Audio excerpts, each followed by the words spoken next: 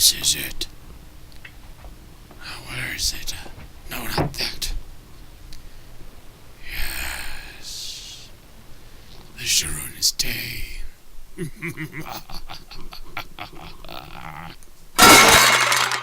Hey, the room's been changed around. Chair. Alrighty. Hello. Welcome back to my apparently reorganized room. Maybe there's some burn marks I didn't notice and someone fixed it for me. Anyway, thank you for everyone who has been watching my trick-or-treat video as well as my horror movie music video. Some nice views, nothing bad or negative out of them yet. So, however, sadly, it appears not many people really cared to see my review for the Hammer Dracula horror movies. So, until further notice, Frankenstein's getting on hold. But I have other plans. So the game we're going to review for you is going to be called City of Heroes. There is technically villains and now going rogue, but I'll get to rogue later and possibly villains much later than that, due to the fact that I've only got level 20 at the moment. However, the first thing to show you is really the character creation here. It's rather quite fluent, and in some cases they actually kind of guide you to the things that you should select. The most they usually give you for attacks is like 2 different choices for a startup. The wolf spider here is actually really good at ranged and really sucktacular at doing melee. The long and short of it is that it's very fluent. You can change between male and female. You've got different choices in armor usually. The wolf spider here is not quite as flexible for some odd reason. The widows are far more flexible, a few more options. You can even remove the helmet, which is what I was originally trying to do. And of course, you can change the colors of almost everything. Yeah, and then there's also picking your weapons, how it looks. You can even change the colors of your attacks and so on. And there's been some new additions with the recent going rogue. One thing that really bugs me to no end is the new help pop-up. It just really bugs me, and for obvious reasons that it takes up a lot of space, keeps flashing right at you and all this other dang rubbish, so pop help. Be gone! But I digress. We should be moving on to the next thing, which is actually playing some of the heroes. So the first thing I'm going to show you is Defender. Defender is not all that it's cooked up to be. So the big deal with Defenders is they're more or less the healing character. They aren't all that great at attacks, unless you get into later levels where you'll have something like the snipe here. Even so, your major aim throughout this character will at least be trying to get only one enemy at a time. Luckily right now she seems to have found a really nice low-level group and is royally ripping them anew. But Defenders are mostly meant for big parties and stuff, henceforth usually healing. And their big job is just to sit in the back, look pretty, and make sure everyone stays alive. However, I was quite successful this time, and this is also possibly one of my oldest characters, so she has a soft spot for me in my heart. But she's not exactly the kind of character I play a whole lot of.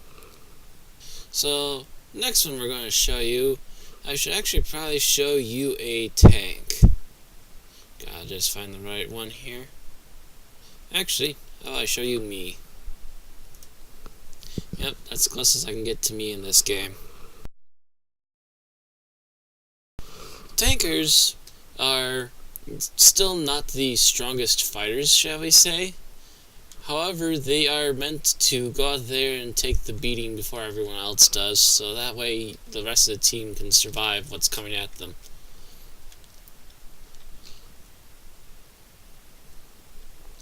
Like I said, he's taken already quite a few decent blows from these guys and hasn't even gotten a scratch. Also, their main job is to try and get everyone to attack them instead of the rest of the team, because they can handle the most damage out of any one character. both single and in party, so usually tanks would also be a really nice solo character more often than not. However, I haven't gotten a tank to end game areas yet. I think that's mostly due to the fact that I have a lot of them pre-set up with a few friends of mine to actually do stuff in parties, but I haven't really been doing much partying lately because we've been really busy doing different things.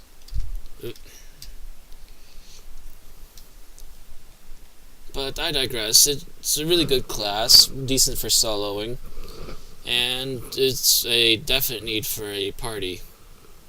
By the way, in case you're wondering why I don't have any of the end classes for Sea of Heroes, is because they really bite the dust.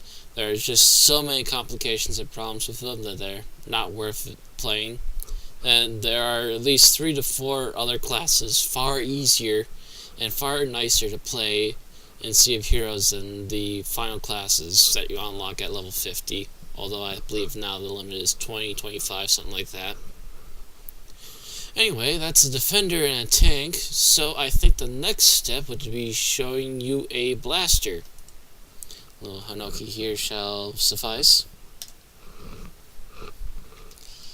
Blasters are actually probably one of the strongest hitting classes, but unlike tanks or even scrappers, they really don't have much in the way of any defenses.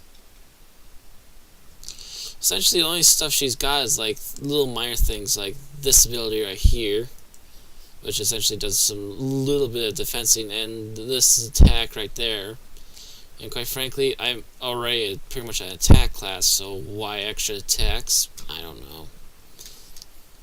It's still a decent class. You can sit in the back and blast away at stuff, but the problem usually occurs is that even in a big party, you tend to get noticed by the enemy and they want to give you what for zapping them from far away.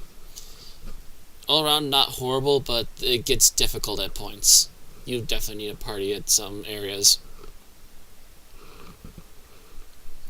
And last but not least in our look at characters from the Sea of Heroes will be our Scrapper.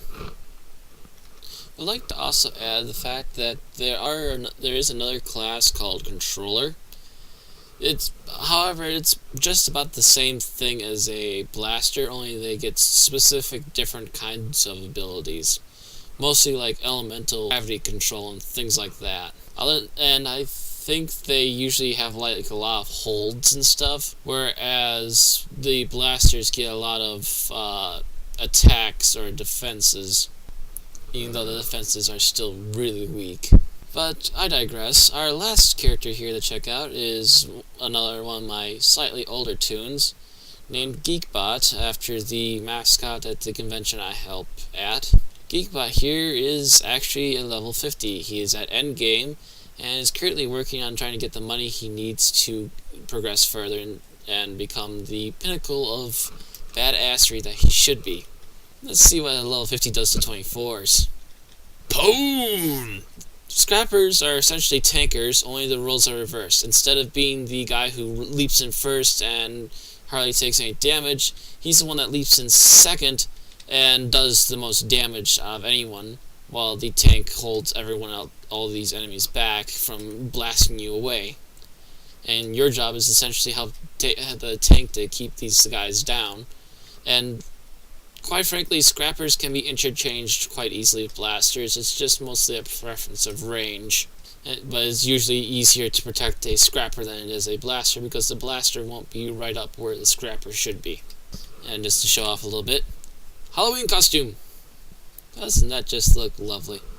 Other than that, there are other things in this game, such as the mystical wonder that is the Pocket D. There are other events that happen throughout the year. There's a Halloween event which allows you to get salvage and items, so you can unlock an extra costume slot. There's a Christmas event which comes out of the Pocket D, where you go save Baby New Year for Old Man Time and can collect candy canes to get badges, rare items, and other such things.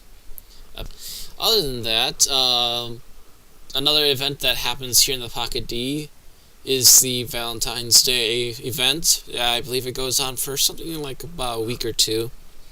It's essentially based around hero and a villain got married, and you're trying to run around helping the marriage, or in the more recent one, you're trying to help them in having their honeymoon.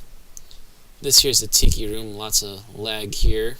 I'm assuming you're seeing this too. This here is the red side, or villain side if you will. In the center here you'll see a lot of names.